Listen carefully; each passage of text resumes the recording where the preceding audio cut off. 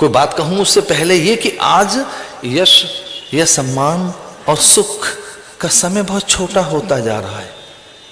कभी अनुभव करके देखना कि सुख की समयावधि सम्मान की, यश की बहुत थोड़ी होती जा रही है, लंबे समय तक नहीं। अगर वो भौतिकीय दिशा में किया गया श्रम है, पदार्थ की दिशा में, वो कहीं बहिर्मुख है, बहिरंग है, कहीं आर्थिक है, भौतिक है, राजनीतिक है, नाटकीय और दिशा में है, अभिनय की दिशा में है, मंच की दिशा पर है, कितनी देर का सम्मान, कितनी देर की चर्चा, कितनी देर का यश, बहुत कम। कुछ दिन के बाद तो चर्चा ही नहीं रहती नायक की, नायिकाओं की, उनके गीतों की, अभिनय की। गए फिर दूसरे आ गए। वो कहते हैं कि लंबे समय तक रहना चाहते थे, यहां तो खो गए। कुछ दिनों के बाद जो एकदम बड़ी चर्चा सी होती है, सम्मान सा दिखता है, पूरी धरा पर जैसे छा गए हों, अभिनय की दिशा में ध्यान रखना, सम्मान मिले या संग्रह की दिशा में थोड़ा है। इसे सुख सीमित से, उसको तो बहुत वर्षों पहले ऋषियों ने कहा कि क्षण भंगुर है, तात्कालिक है। कितना सा ये यौवन अंजुरी भर पानी, कितना सा कि अंजुरी भर जल लें और कितनी देर तक उसे रख सकते हैं।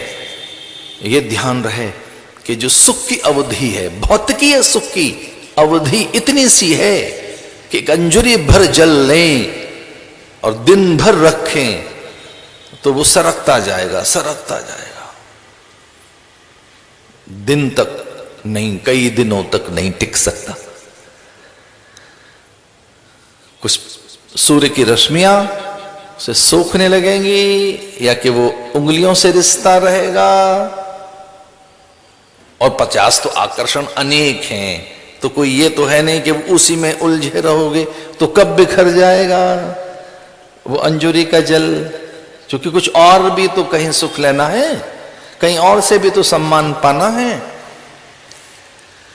इसे यहां जो बहुत सम्मानित होने के लिए, सुख के लिए, यश के लिए, विजयी होने के लिए, ये एक त्रिपुरा रहस्य में मैंने कहीं पढ़ा कि विजय भूति कामना और संभू कामना की पूर्ति, यही तो एक चक्र है जीव का।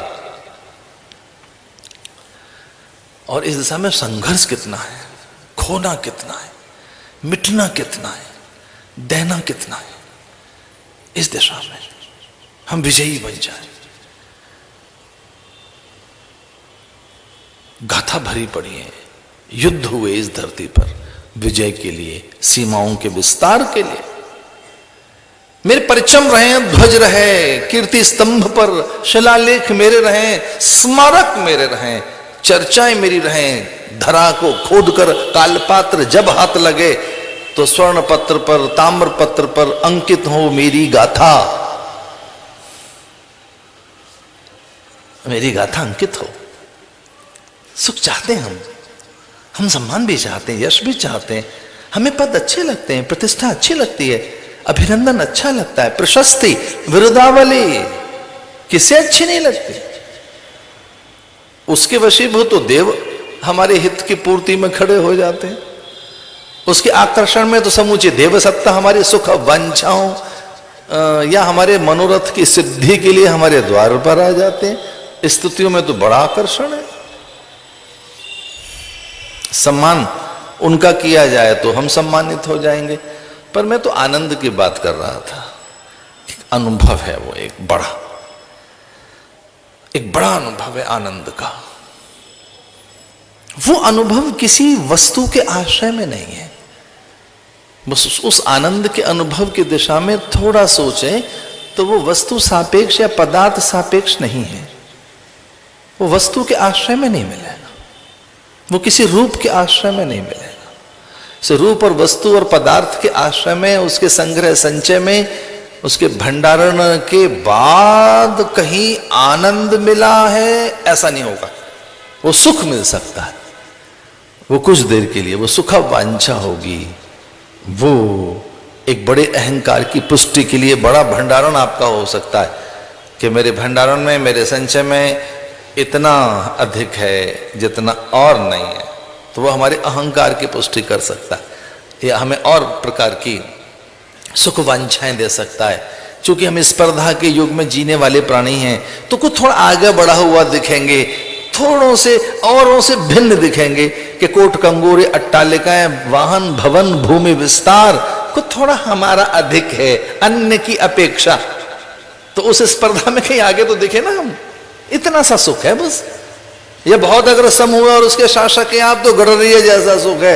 ये मेरी बहुत पुरानी बात है, इसको बुरा ना मानना। अगर बड़े किसी समूह के शासक हैं, किसी बड़े समूह का आप नेतृत्व कर रहे हैं, किसी बड़े समूह और झुंड के स्वामित्व का आपको अधिकार मिल गया है, तो आप में और गडरिया में बहुत ज्यादा अंतर नहीं। गडरिया के पास भी 400-500 भेड़े हैं, आपके पास भी उतने लोग होंगे। गडरिया किनकर बताता है कि पिछले साल तो 300-400 भेड़ें थी, इस बार तो 500-600 हो गई। देखो मैं भेड़ों को हाँकता हूं। और कहीं हम इस चक्कर में पड़ जाएंगे, देखो पहले तो चेले इतने थे, अब लगभग कंप्यूटर में गिन के देखते हैं तो ज्यादा बन गए, अब ज्यादा हैं शायद।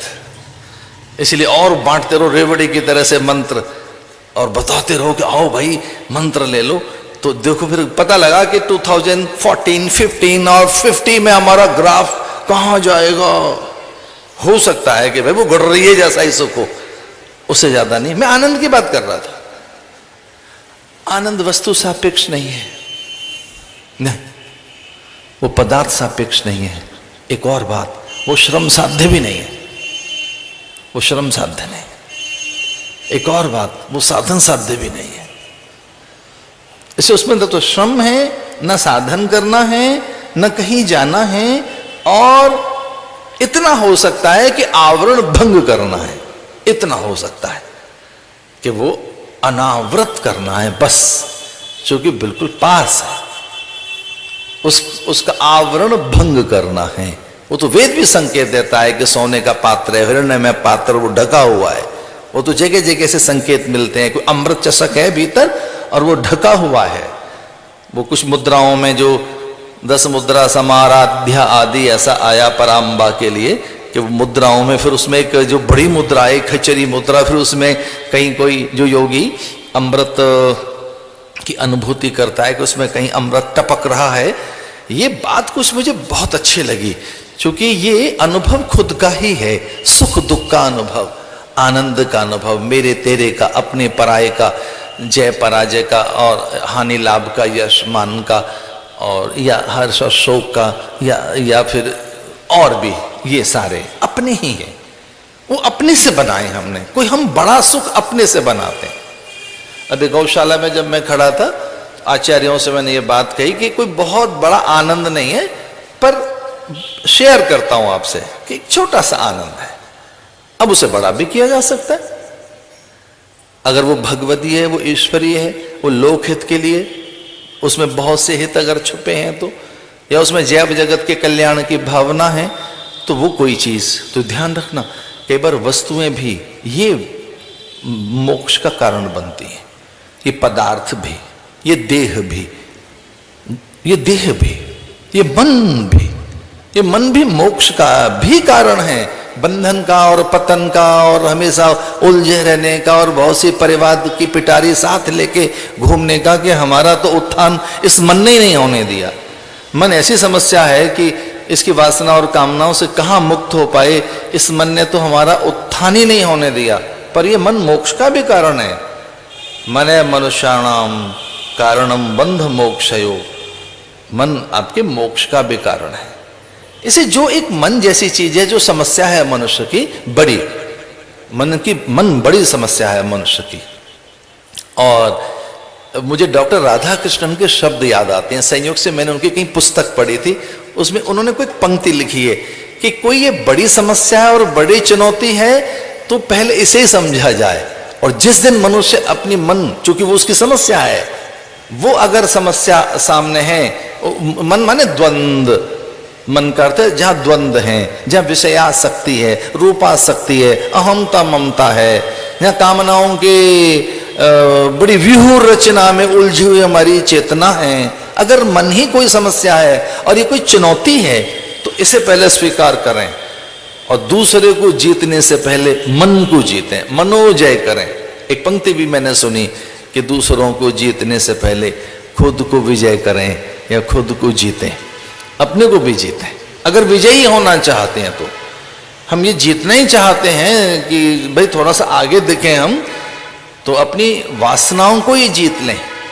चलते चलते एक बहुत छोटी सी मुझे बात याद आती है और घटना बड़ी सच्ची है कि किसी निसंतान दंपति ने, पति पत्नी ने अपने गुरु से कहा, काफी पुरानी घटना है, वो निसंतान थे और उन्होंने अपने गुरु से कहा, ये लगभग जब उनकी प्रौढ़ता ढल रही थी और उनके परिजनों ने बहुत बाध्य किया कि आपके संतान नहीं है कोई, जरा गुरु से चर्चा तो करो।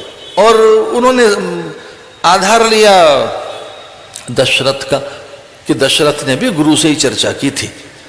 दशरथ भी जाकर गुरु के पास ही बैठे और एक बार दशरथ मन माई भय ग्लानि मोरे सुत नाई। दशरथ के मन में ग्लानि हुई, गुरु के पास गए और कहा उन्होंने अपने गुरु से, वशिष्ठ से, कहे गुरुवर मुझे पुत्र नहीं है और मूलतः मुझे पुत्रेक्षा नहीं है, पुत्र वासना नहीं है।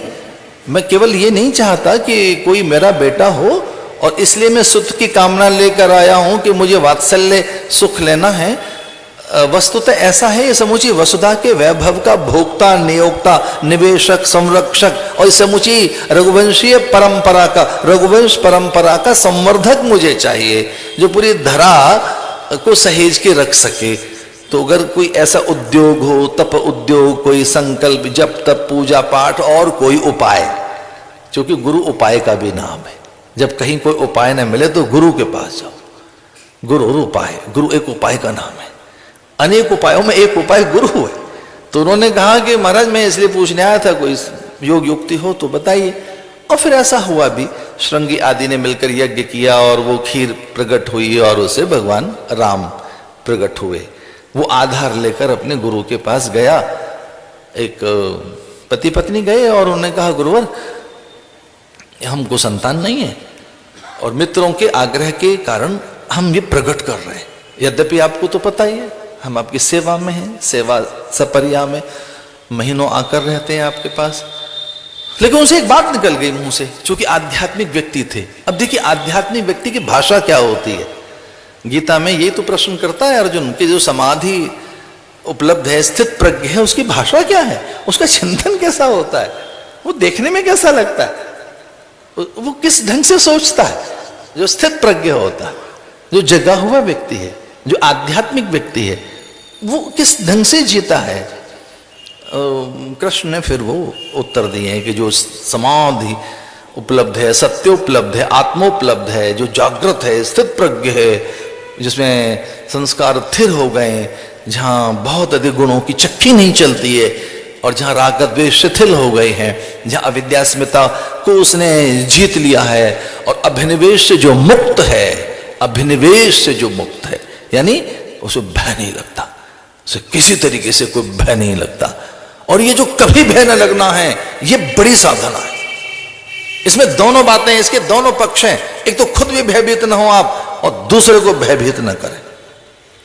आप दूसरे को भयभीत न करें, दूसरा भी आतंकित न हो। एक और बात कह रहा हूं मैं थोड़ी ऊंचे दर्जे की, किसी दूसरे को यह न लगे आप बड़े हैं, बड़े होने पर भी, बड़प्पन के बाद भी, बड़ी विभूति, वैभव, संपदा, ऊर्जा, ओज, बड़ा पद और प्रतिष्ठा, अति अति संग्रह और पदार्थों की अति प्रचुरता के बाद भी आपकी संगति में, आपके प्रभाव से किसी को छोटापन न देखे।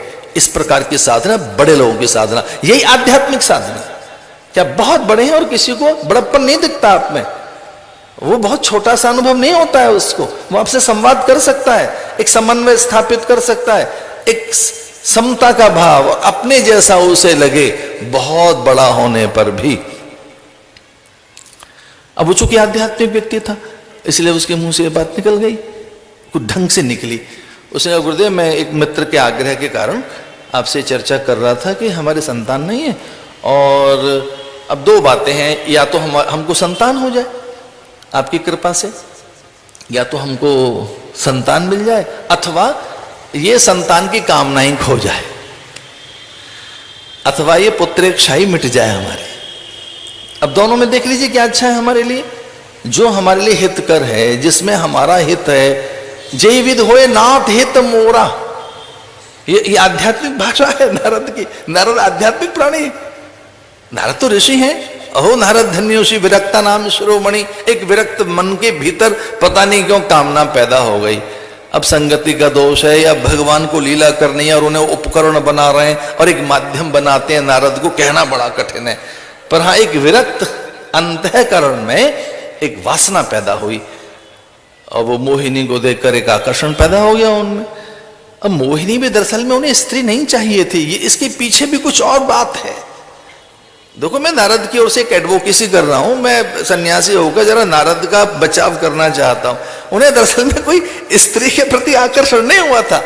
उससे मिलने वाला यश, उससे मिलने वाला सम्मान, उससे मिलने वाली स्वयंभू सत्ता, उससे मिलने वाला एक आकर्षण कि ये अगर वामांग में बैठ गई तो पराभूत नहीं हो सकता वो प्राणी।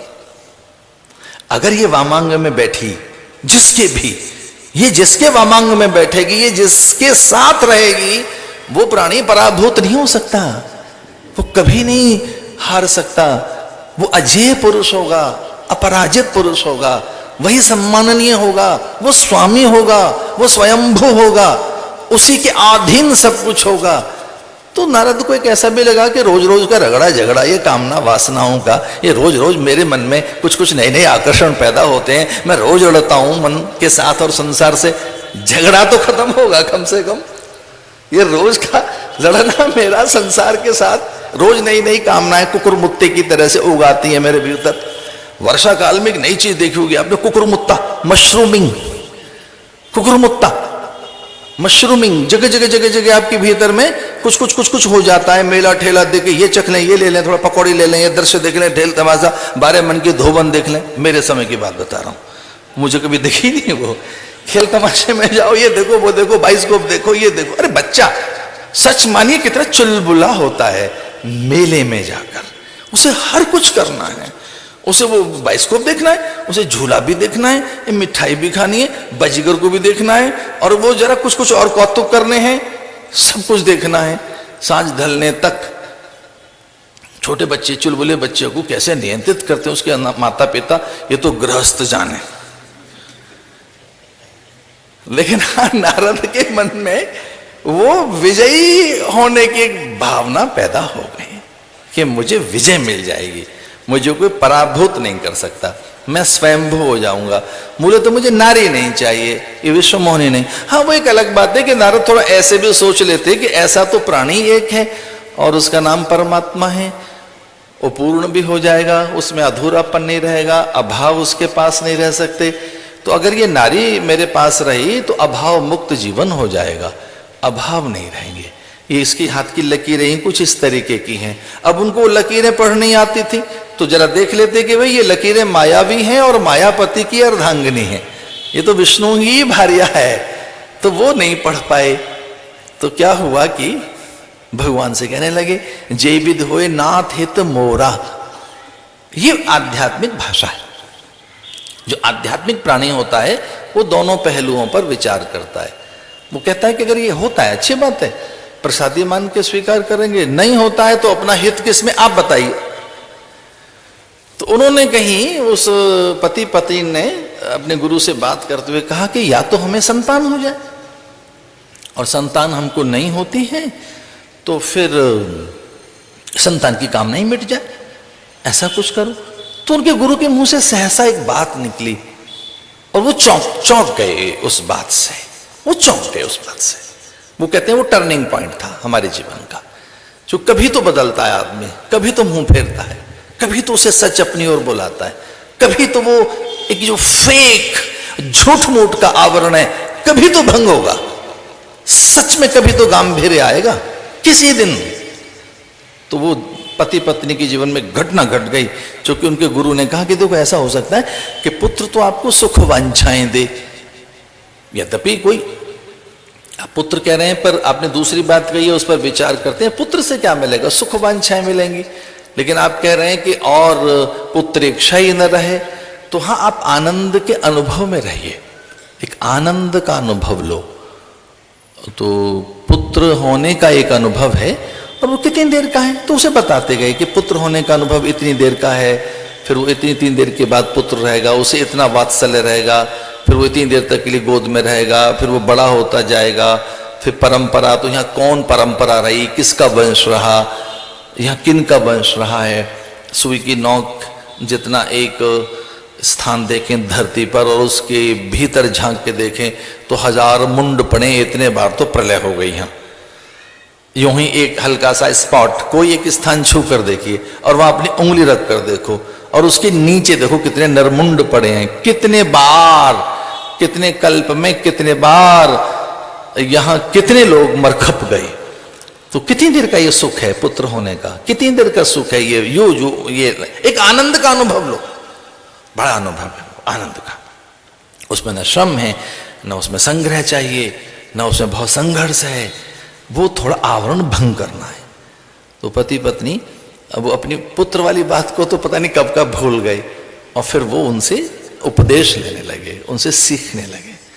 कई बार जब लंबा समय हो जाता है गुरु शिष्य का तो एक सघन प्रीति, एक प्रणयन, एक स्नेहन, एक आपस में एक अलग प्रकार का संबंध बन जाता है और बड़ा आवश्यक है। संबंध बने तभी मन की बात निकलती है, एक दूसरे की प्रकृति तभी समझ आती है।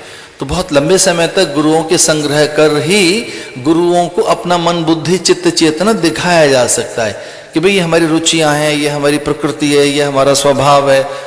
और मैं तो यहां तक कहना चाहूंगा कभी किसी कालखंड में वो गुरु ही तय करते होंगे, भाई तू दर्शन पढ़, तू न्याय वैशेषिक मीमांसा पढ़, हो सकता है कि तेरे लिए व्याकरण ठीक रहेगी और तू व्याकरण का पंडित हो जा, तू मीमांसा में जा, तू न्याय में जा, सांख्य में जा, ऐसे कर तू भक्त बन जा।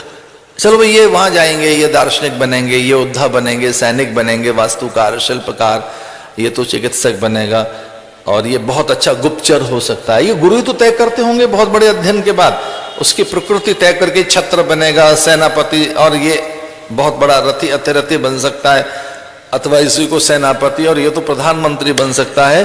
और तो और हद हो गई, एक गुरु ने तो ऐसे ही एक गडरिये के बालक की बाह पकड़ के कहा कि चल तू राजा बन जा।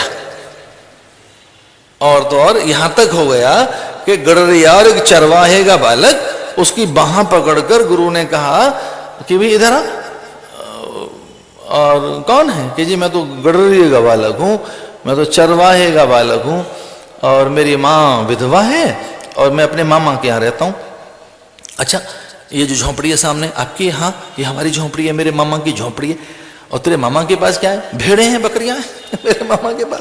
और तेरी माँ क्या करती है कि मेरी माँ बूढ़ा मामा है, उसके सेवा में रहती है और मामी मेरी है नहीं, तो मेरी माँ अपने भाई की सेवा में रहती है और मैं यहाँ रहता हूँ और मेरी माँ विधवा हो गई है, मेरा पिता नहीं है और मैं अपना, मेरी माँ यहाँ जीवन यापन कर रही है, मेरी माँ यहाँ आश्रय लेकर रह रही है अपने भाई के यहाँ, और संयोग से उनकी पत्नी नहीं है तो उन्होंने अपनी सारी भेड़ बकरियां मेरी माँ को और मुझे दे रखी हैं, हम इन्हें चराते रहें। और ये जो कुछ दूर दूर तक जंगल दिखते हैं ये भी लगभग हमारे ही हैं। बस बाह पकड़ ले उसकी। गुरु ने कहा कि तुझे तो शासक बनना है इस देश का, तू शासक ठीक रहेगा। और उसका नाम बना चंद्रगुप्त मौर्य। उसकी बाह पकड़ ले तो चंद्रगुप्त बनेगा। तो गुरु को पता है क्या बनेगा, गुरु संभावनाएं देख लेते हैं, गुरु को पता है क्या बनना है। और उनके बारीक और बहुत पैनी और बहुत सूक्ष्म दृष्टा हैं, वो तत्वदर्शी हैं और कदाचित वो त्रिकालदर्शी हैं और उनको काल से पार और दूर तलक की दृष्टि भेदन करना आता हो, काल का एक एक कलेवर उतार कर और दूर तलक देखना आता हो, तो आपका भवितव्य तक बता देते हैं। इसके लिए ये साधना ठीक रहेगी, ये मार्ग ठीक रहेगा। तो गुरु जी ने उनको साधना बता दी, प्रकृति के अनुसार साधना बताते और वो साधन उनके चल पड़ा। मैंने एक दिन 2-3 दिन पहले आपसे बात कही थी और वो बहुत हैम्बरिंग के साथ कही थी। उसका अर्थ गलत मत लो, हथौड़ा जैसे बजता है इस तरह से बजा बजा कर कही थी, हैमर हथौड़ा जैसे बजता है उस ढंग से कही थी कि आचार्य निष्ठा के बिना तारण नहीं है, सैद्धांतिक निष्ठा के बिना तारण नहीं है। एक सैद्धांतिक निष्ठा हो आप में, जो सैद्धांतिक निष्ठा है, सैद्धांतिक निष्ठा में मंत्र की निष्ठा, दर्शन की निष्ठा, सिद्धांत की, वहां की सेवा सपर्या उपासना पद्धति और उसकी फिर किस तरीके की विधि है, वो सारी चीजें आपके पास जब आएंगी तो आसान हो जाएगा मार्ग, आसान होगा मार्ग, फिर करना जो है सही होगा या कि वो सार्थक भी होगा। अन्यथा ऐसी सतह पे कुछ करना और यूं ही बिना सिद्धांत के और बिना नीति के, बिना पथपाथे के, बिना लक्ष्य बनाए और बिना अजमाए, एक बड़ी सुंदर सी बात है कि वो जो मंत्र नहीं अजमाया गया है, वो साधन ही नहीं अजमाया गया है, उसका फलश्रुति का ही बोध नहीं है, तो वो भी कहां पार लगाएगा। इसे ये बार बार शास्त्र कहता है कि शास्त्र सम्मत मार्ग हो, वेद विहित मार्ग हो, वो महज्जन द्वारा आचरित मार्ग हो, वो गुरु द्वारा उपदेशित मार्ग हो, महाजनोयेन गतः स पंथा। कौन सा पंथ? महाजनोयेन गतः स पंथा। कौन से पंथ पर, कौन से पथ पर? जिस पर पहले कुछ लोग गए हैं और उन्होंने ये बात कही। उपनिषदों में आता है कि भाई बहुत कठिन है, बहुत कठिन है। छुरस्य धारा निशता दुरत्तया दुर्गम पथस्थ कवयो वदंती। भाई बहुत थोड़ा कठिन तो है। छुरस्य धारा, ये जो छुरा शब्द है संस्कृत भाषा का है। छुरस्य माने चाकू, छुरा वो पतली पैनी धार, छुरस्य धारा निशता दुरत्तया। थोड़ा कठिन तो है, हल्का सा कठिन है, थोड़ा कठिन सा है, शुरू में देखने में कठिन सा लगता है।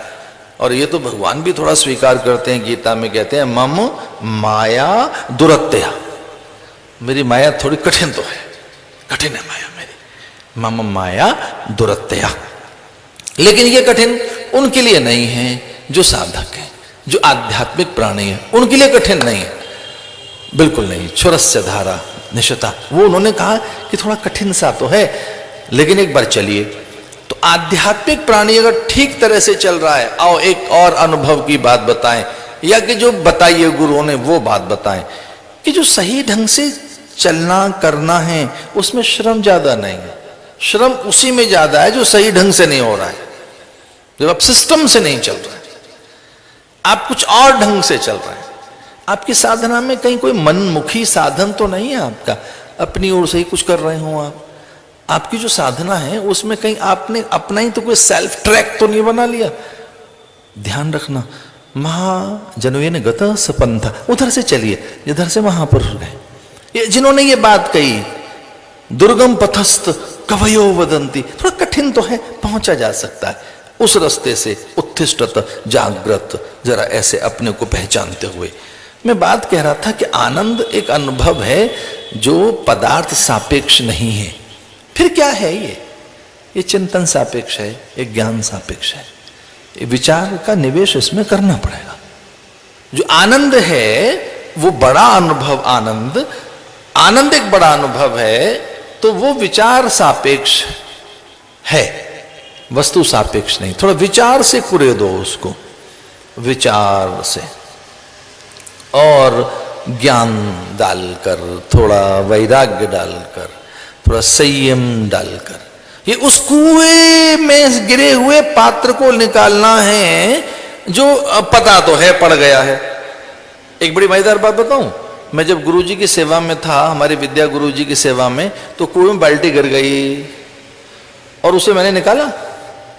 एक लंबा चौड़ा वहां कांटा था, कांटे ऐसे नुकीले एंकुर, 1 2 3 4 5 6 7 8 10 छोटे छोटे छोटे छोटे छोटे नुकीले एंकर कांटे, और वो इस तरीके की श्रृंखला एक रस्सी से बंधे हुए हैं। और देखिए आप सुनकर आनंदित होंगे मैं क्या कह रहा हूं। कुएं में उसको मैं घुमा रहा हूं इस तरीके से, ऐसे धीरे धीरे धीरे, बहुत संयम के साथ। और एक बार को ऐसा लगा कि वो कांटा कहीं फंस गया, और वो मेरा अनुभव है। बाल्टी हमने निकाल दी, मुझे ऐसा लगा कि मैंने धरती जीत ली, बाल्टी क्या निकालती। क्योंकि हमारे महाराज जी ने कहा कि भाई वो अष्ट धातु की है और जरा उसे वो विशेष पूजन चलता है और जरा उसे ढूंढो। क्योंकि मेरे मन में ऐसा आ गया था बाल्टी खो गई, क्या फत आ गई, दूसरी ला देंगे, तीसरी ला देंगे, बाल्टियां तो बहुत है। पर महाराज ने कहा नहीं, एक तो ये, और दूसरा ये भी था कि महाराज एक अनुभव देना चाहते थे कि क्या इतनी पेशेंस इसमें है, इतना धैर्य कि ये बाल्टी निकाल कर ला सके। और दूसरा वो एक नया अनुभव मेरा बन गया कि हमने पात्र कुएं में कूदे बिना, कल्पना कर सकते हैं, मैं कुएं में नहीं कूदा और पात्र निकाल दिया हमने, लेकिन निकला कैसे? कुएं तक रस्सी डाली गई और रस्सी में एक यंत्र लगाया गया और लीजिए पात्र निकल आया। हमारा जो आनंद खो गया है वो विचार रूपी रस्सी डालो और ज्ञान का कांटा डालिए, थोड़ा पेशेंस के साथ आपका आनंद निकल आएगा, आपका आनंद निकल आएगा। सच में देखो, सुषुप्ति काल में आप उससे मिलते हैं, सुषुप्ति काल में आपको आपके आनंद का परिचय मिलता है। मैं निद्रा की बात नहीं कर रहा हूं, नो, निद्रा में नहीं। और निद्रा में भी, निद्रा की भी कई स्टेट हैं, स्लीप स्टेट कई हैं, एक नहीं है निद्रा की। एक वो निद्रा जो स्वप्न रहित है उसे निद्रा कहेंगे, पहली बात तो ये। इसमें ड्रीमिंग होती रहती है, इसमें सपना चलता रहता है, जाकर डायरी में लिखो वो नींद नहीं है, वो कुछ और हो रहा है, वो नींद में उपद्रव है, वो नींद का उत्पात है, वो निद्रा की विकृति है, वो निद्रा तो कतई नहीं है। अगर निद्रा में आप में कुछ और कुछ हो रहा है, वो नींद नहीं है। अरे वो तो वहां भाग्यशाली लोगों को नींद मिलती है, नींद तो किसी किसी को आती है, बाकी तो आजकल नींद किन्हें आ रही है, ड्रीमिंग चल रही है लोगों में, कुछ कुछ सोच रहे हैं कुछ। नींद तो बहुत ऊपर की चीज है, नींद में तो रस गाढ़े होते हैं, पाचक रस, नींद में तो जीवन बनता है, श्रम हारणीय। निद्रा तो देवी है, निद्रा के गोद में जाने के बाद तो क्या नहीं प्राप्त हो जाता। और जिन्हें आती है वो महाभाग्यवान है, नींद जिनको आती है। मैं तो सुषुप्ति की बात कर रहा था। तो अवस्थाएं चार हैं हमारी, पहली कौन सी है? जागृत, दूसरी है स्वप्न, तीसरी है सुषुप्ति, और चौथी क्या है? तुर्या। ये जीव की चार अवस्थाएं। एक तो ये अवस्था है, एक है सुषुप्ति जो निद्रा के बाद की, इसलिए उन्होंने निद्रा शब्द नहीं कहा, सुषुप्ति। तो निद्रा में एक अवस्था ऐसी आती है सुषुप्ति, जब आप या आपकी चेतना अपने आसपास होती है, जब आप अपने पास होते हैं, अपने पास। क्या कोई एक ऐसा पल कभी हाथ लगेगा आपको 24 घंटे में कि जब आप अपने पास हो, विचार के साथ नहीं, वृत्ति के साथ नहीं, किसी आशय में नहीं, आभास में नहीं, विमर्श में नहीं, विकल्प में नहीं, द्रव्य में नहीं, गुण में नहीं, किसी और ऐसी अज्ञात आकर्षण की अवस्था में नहीं। कभी एक पल ऐसा हाथ कभी लगेगा आपके कि जब आप में कोई द्रव्य का स्पर्श नहीं है, आपकी चेतना में कोई और छुअन नहीं है, सांसारिक कोई पदार्थों का स्पर्श नहीं है, और कोई द्रव्य, द्रव्य एक अलग शब्द है, द्रव्य का अर्थ है केमिकल। ये संस्कृत भाषा में द्रव्य, साधना में द्रव्य बताया, समाधि में कोई द्रव्य, अलग तरीके केमिकल्स पड़े हैं, अलग तरीके के, जो सांसारिक चीजों में हमको उलझाते हैं।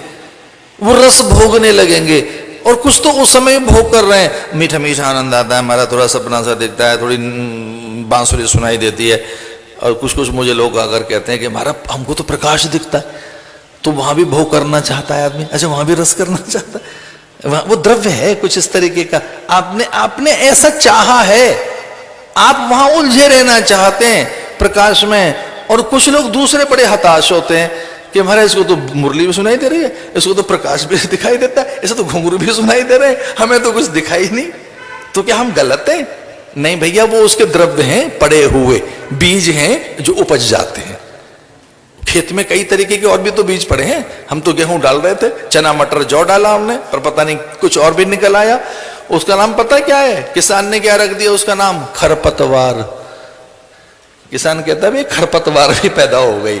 तो एक ध्यान में खरपतवार ऐसे पैदा हो जाती है। आप द्रव्य के आश्रय में न रहें, कोई विकल्प न हो, कोई आप में आभास न हो, कोई आशय आप में न रहे, आपके संज्ञान में पदार्थ और उसकी प्रतीति न रहे, तब क्या होगा? तब आप होंगे। और वो सुषुप्ति काल है, वो सुषुप्ति काल है। उसमें वो लॉन्ग स्पैन, लंबा समय आपको रहना आ गया, कुछ लंबी अवधि आपके हाथ लग गई, अरे कुछ बात और होगी, आनंद ही कुछ और होगा। यद्यपि फिर भी आनंद के पास नहीं है आप। वो एक पंजाबी शब्द मुझे याद आता है कि उसके नेड़े तेड़े आप नहीं हैं, कहीं दूर तक नहीं है, फिर भी आनंद के आसपास कहीं नहीं है आप, फिर भी दूर है, वो आवरण में ढका हुआ है, वो इतना दूर भी नहीं है, पर आवरण में बड़ी दूर लगती है कोई चीज।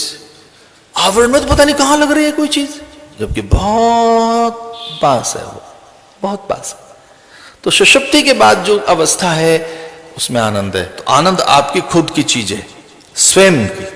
तुलसी ने एक बड़ी सुंदर बात कही और उसको तो बहुत तरह से गाया है भारत के लोगों ने कि हम ईश्वर का अंश हैं, जीव अविनाशी है, चेतन अमल सहज सुख राशि। जो जीव है ना, हम जीव जो भी हैं ईश्वर के अंश हैं, हम ईश्वर का अंश हैं। तो क्या दुखी होने के लिए ईश्वर का अंश है? ईश्वर तो दुखी नहीं है, वो तो परिपूर्ण है, वो तो परम पवित्र है, अथवा वो तो सब प्रकार से संपन्न है, अथवा देखा जाए तो आनंद ही आनंद है, वो तो सच्चिदानंद है, ब्रह्मानंद है। तो फिर हमें ये सब क्या है जो परेशानी है? इसका अर्थ यह है कि जीव कहीं और उलझा है, जीव विषयों में है। ईश्वर अंश, जीव अविनाशी, चेतन अमल सहज सुख राशि, आनंद और सुख के आसपास के प्राणी हम, जिसके लिए भगवान संकेत करते हैं ममई वांशो जीव लोके जीव भूत सनातन, मेरा तू अंश है और मैं तेरा अंश ही हूं। फिर दुख कैसा है? ये जो दुख है या और बातें हैं वो इसलिए हैं कि तू कहीं और उलझा है। तो विचार एक ऐसी चीज है जो आपको आनंद के पास ला सकती है। विचार, सदविचार, एक विचार एक ऐसा है जो आपको वहां ला सकता है। सिर्फ विचार से ही विचार को काटा जा सकता है। जैसे जो सगुण उपासना है एक प्रकार से ये निर्गुण की सिद्धि के लिए ही है। जो सगुण उपासना है, जितनी सगुण उपासनाएं हैं, जितनी प्रतीकोपासनाएं हैं, जितनी भी बिंब और मूर्ति और छवियों की उपासनाएं, वो भगवान शिवलिंग की उपासना हो, वो कोई भी हो, जितनी भी सगुण उपासना है उसका जो फलादेश है वो अनंत ही है, उसका फल पर अनंत है। वो सबके साथ जोड़ते हैं, वो तो एक साधन है, वो जो मूर्ति है प्रतीक है साधन है, अनंत ही है उसका। तो जैसे सगुण उपासना, एक दो बार मैंने कुछ इस ढंग से एक कथा सुनाई थी और आज उसको नई डायमेंशन के साथ बता रहा हूं कि जैसे किसी के पैर में कांटा लग गया था जंगल में, तो एक साधु ने पूछा था कि अरे भाई आप तो बहुत कष्ट में हैं, तो ये हो क्या रहा है आपको? तो उसने कहा महाराज मेरे पैर में कांटा लग गया है और कांटा बहुत भीतर तक धंस गया है। तो संत को काफ़ी अच्छा लगा कि ये व्यक्ति बड़ा संयमी, विचारवान और बड़ा ज्ञानवान प्राणी लगता है। तो संत ने फिर उससे पूछा कि अच्छा आपके पैर में कांटा लगा है तो अब क्या करेंगे आप? तो उसने कहा महाराज अब मैं कांटे को निकाल दूंगा। तो संत ने पूछा कैसे कांटा निकालेंगे?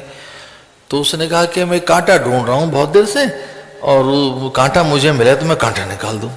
लीजिए, जिसके पैर में कांटा लगा है वो आदमी पता है क्या ढूंढ रहा है? एक और नया कांटा। भाई जिस चीज से आपको चोट लगी है, जिससे आप परेशान हैं, वही चीज ढूंढ रहे हैं। आपके पैर में कांटा लगा है और उसे आपको चुभन है, उसे आपको दर्द है, तो जो आपको परेशान कर रही है चीज उसी को ढूंढ रहे हैं आप। तो संत ने कहा कि भाई कमाल है, आपके पैर में कांटा लगा है और जिस कांटे ने आपको इतना दर्द दिया है फिर से कांटे को याद कर रहे हो। तो उसने कहा महाराज हाँ ऐसा ही है, कांटे से ही कांटा निकलेगा। और ऐसा संत ने देखा कि वो अब जागृत अवस्था में कांटा डाल रहा है। कांटा मिल गया उसको नुकीला, और नुकीला कांटा ढूंढ के लाया वो, खूब पतला। लेकिन वो जो अब कांटा डाल रहा है उसमें दो बातें हैं। एक तो कांटा उसके हाथ में है, जानकारी के साथ डाला जा रहा है, बहुत युक्ति के साथ, और मांस को कुरेदते हुए कि ज्यादा खून न निकले, ज्यादा दर्द न हो। उसने तो बाएं हाथ से अपनी एड़ी को भी दबा के रखा हुआ था कि रक्त एक तरफ चला जाए और एड़ी सख्त हो जाए तो भीतर भीतर भीतर धीरे धीरे कांटा डालता हुआ, और जब उसे पता लगा कांटा यहां है तो उसे हिलाने लगा। आपके पैर में कभी कांटा लगा हो तो समझ सकते हैं मेरी बात, मेरे तो लगा है, इसलिए मैं बता रहा था। तो वो क्या हुआ कि एड़ी को दबाकर कस के पकड़े आप और रक्त को एक और उसके प्रवाह को बांध दें, धीरे धीरे धीरे करके आप उसे हिला रहे हैं और उसकी जड़ तक पहुंच गया वो कांटा जो आपके हाथ में कांटा है, और उसने उसको हिलाना शुरू किया और धीरे धीरे धीरे धीरे पता लगा कि कांटा निकल गया। अब कांटा निकल गया, अब कांटा निकल गया तो दर्द भी गया। दर्द तो तब तक था ना जब तक कांटा था। तो उसने फिर देखा कि उसके चेहरे पर रौनक लौट आई। तो संत ने पूछा अब क्या हुआ? बोले हमारा दर्द नहीं है, अब दर्द नहीं, अब पेन गया, दर्द गया। हाँ, तो दर्द कैसे चला गया? बोले बोला कांटे के निकल जाने के बाद दर्द चला गया। अब एक नई बात मैं आपसे पूछता हूं कि जो उसने कांटा डाला था उसका क्या हुआ? वो जो उसके हाथ में कांटा था उसका क्या हुआ? वो उसी समय छूट जाता है जब वो भीतर वाला कांटा निकल जाता है, उसी समय, उसी समय छूट जाता है। वो आदर पूर्वक घर लेकर नहीं आता उस कांटे को कि चलो उसकी दिया बाती करेंगे, इसकी पूजा पाठ करेंगे और इसको तो लिखेंगे, पीढ़ियों को बताएंगे ये वो कांटा है जिसने मेरा कांटा निकाला था। मुझे हृदय से क्षमा कर देना, कई बार बहिरंग उपासना ऐसे छूट जाती है तत्व के साथ जब साधक एकीकृत हो जाता है। एक्चुअली वो छोड़ना नहीं चाहता, छूट ही जाती है, वो छोड़ना नहीं चाहता। सीढ़ियां तो तब तक हैं जब तक आप छत पर नहीं चढ़े। एक बार छत पर चढ़ गए तो सीढ़ियां हो गई। सीढ़ियों का काम आपको चढ़ाने का है, तो कुछ साधन ऐसे हैं कि चढ़ाने का है। तो वो जो विचार आप डालेंगे, वो जो साधन आप डाल रहे हैं, वो ज्ञान की युक्तियां जो आप डाल रहे हैं भीतर अपने आनंद तक पहुंचने के लिए, वो जरूर काम की हैं और वो नियम चाहती हैं। मैं फिर से लौट कर आ रहा हूं, वो आचार्य निष्ठा के अनुकूल हों। वो आचार्य का अर्थ है जो मंत्र का आचार्य है, जो परंपरा है अपनी, जो विधि है वो वैसी ही हो। और उसके बाद आप पाएंगे कि आपका कांटा निकल गया है, आप आनंद में। साधना को थोड़ा सक्रिय बनाओ। 2-3 दिन से मैं ये कह रहा था कि वो जड़ न हो, चैतन्य हो। और जब साधन आपका चैतन्य होगा, ज्ञान परक होगा। एक वृंदावन में संत हुए हैं, स्वामी शरणानंद जी महाराज। हमने तो दर्शन नहीं किए खैर उनके, तो प्रज्ञा चक्षु महात्मा थे। जब मैं 1-2 बार वृंदावन गया अपने घुमंतु काल में, मुनि मंडली के बीच मोती झील में, जब हम ठहरे महाराज जी के आश्रम में, स्वामी खंडानंद जी महाराज के आश्रम में, तो वहाँ शुरू में कुछ पुराने साधु उनकी चर्चा करते थे। हमने दर्शन नहीं किए खैर उनके, लेकिन जब उनकी चर्चा, देखो कई बार साधुओं के संग रहने का एक लाभ तो है कि संत ग्रंथ की चर्चा करेगा, साधन की चर्चा करेगा, मंत्र की चर्चा करेगा, उसकी चर्चाओं में बड़ा वैराग्य होता है। उसकी चर्चा में से ही साधन निकलते हैं और साधन का गलियारा स्पष्ट दिखता है। कई बार उसकी चर्चा में से बहुत कुछ निकल कर आता है क्योंकि उसने जिया होता है। कई बार तो उसकी चर्चा उसका अनुभव होती है और पथिक का अनुभव भी कुछ बताता तो है कि पथ की कठिनाइयां क्या हैं। महाराज जी के आश्रम में उन दोनों कुछ इस तरह से साधु थे, और वो एक साधु जो शरणानंद जी महाराज की पुस्तकें पढ़ता था अथवा उनके विचारों से अत्यंत प्रभावित था, तो उसने महाराज शरणानंद जी महाराज के विचारों का कई संकलन किया था। तो मैंने तो ऐसे ही उससे पूछ लिया आदर की दृष्टि से कि ये साधु ये न सोचे कि मैंने कभी इससे बात नहीं की। तो मुझ में वो शिष्टाचार की पता नहीं कोई भावना पैदा हो गई कि मैं सबसे बातें करता हूँ और इस साधु से नहीं करता। तो मैं वहाँ जाकर मैंने प्रणाम किया और मैंने कहा महाराज आप जरा वो कुछ शरणानंद जी महाराज की बात बताओगे, कोई एक बात, अच्छी बात और कोई एक विचार जो बहुत प्रेरक रहा हो आपके लिए, चूंकि आप उनके बहुत विचारों में खोए रहते हैं और उनके विचारों का संकलन आपके पास है, तो कोई एक विचार अच्छा सा बताएंगे उनका। तो मैंने तो ऐसे शिष्टाचार वशीभूत का शिष्टाचार वशात कहा था, ऐसे ही आदर देने के लिए। उससे मेरी बात को बड़ी गंभीरता से लिया, वो ठहरो में डायरी लेकर आया। जैसे आप किसी से पता पूछे और वो आपके पीछे लग जाए कि मैं छोड़ के आता हूं, वो कुछ इस तरह के सा था। साधु आप तो यूं ही पूछ रहे हैं कि भाई हमको जरा बताएंगे, और वो इतना गंभीर हो जाए कि रुकिए मैं छोड़ कर ही आऊंगा आपको। वो कुछ साधु ऐसा ही था, वो डायरी लेकर आया और उसने कहा ये पहला विचार देखो, ये बड़ा अद्भुत है, ये बड़ा अद्भुत विचार है। डायरी का पहला विचार, और उसमें पता है क्या लिखा था कि विवेक का अनादर करने वाला व्यक्ति बड़ा दुख भोगता है। सुख की तो बात, आनंद की तो बात छोड़ो, सुख कभी नहीं मिलता उसे। विवेक का अनादर करने वाला प्राणी बड़ा दुख भोगता है। अरे आनंद की तो बात छोड़ो, वो कभी सुख को उपलब्ध नहीं होता है, सुख उसे कभी नहीं मिलता। इसलिए इस संसार के प्राणियों को एक ही कहना है, उन प्राणियों को जो सुखी होना चाहते हो, हम सारे प्राणियों के लिए मतलब कि इस संसार के मनुष्यों को बस एक ही बात कहनी है, जो सुखी होना चाहते हैं अथवा वो बड़े आनंद को उपलब्ध होना चाहते हैं, तो वो विवेक का आदर करना सीखें और हर पल विवेक में रहें। विवेक से परे होने का अर्थ है किसी बड़े दुख की भंवर में घिर जाना। ये विवेक सत्संग से मिलता है, विवेक महापुरुषों के पास बैठकर मिलता है। विवेक का अर्थ क्या हुआ? जड़ चैतन्य, नित्य नित्य, सूची असूची, आत्मा अनात्म का बोध। और क्या है विवेक? विवेक का अर्थ यही है ना भाई, जड़ क्या है, चैतन्य क्या है, इसका पता कौन बताएगा? विवेक। सत्य सत्य का कौन पता बताएगा? विवेक। नित्य नित्य का कौन बोध कराएगा? विवेक। सूची असूची का, आत्मा अनात्म का। तो वेदांती तो महात्मा ऐसा कहते हैं, कई बार हम अनात्म को ही आत्मा माने बैठे। अब ये देह अनात्म है, हम इसे आत्मा माने बैठे, वेदांतियों की भाषा है ये। तो वेदांती कहते हैं कि अनात्म वस्तु को आत्म मान लेना, अनित्य वस्तु को नित्य मान लेना, झूठी वस्तु को सच मान लेना, मरी हुई वस्तु को जीवित मान लेना। जो परिवर्तनशील वस्तु है, परिणाम में दुख और मृत्यु जिसके भाग्य में लिखे हैं, और उसी के सहारे अपनी नैया पार होगी। बात तो सही है, पर यह पदार्थ अनित्य है, नित्य अनित्य है, नित्य नहीं ये पदार्थ, और हम सत वस्तु के आकांक्षी हैं। तो विवेक किसे कहेंगे? तो विवेक ऐसी चीज है जिससे सत्य असत्य का, सत असत का, नित्य अनित्य का, सूची असूची का, आत्मनात्म का, अपने पराये का, झूठ सच का बोध हो जाता है या भेद कर देता है। एक पूरा भेद जो दे दे, अलग अलग कर दे कि ये सच है और ये सच नहीं है। तो जो मिथ्यात्व को जो तोड़ता है वो विवेक है। तो कई बार विचार की साधना ही विवेक का प्रकाश करती है, और ये विवेक का प्रकाश है, जो विवेक की लाइट है, उसमें चीज चमकने लगेगी।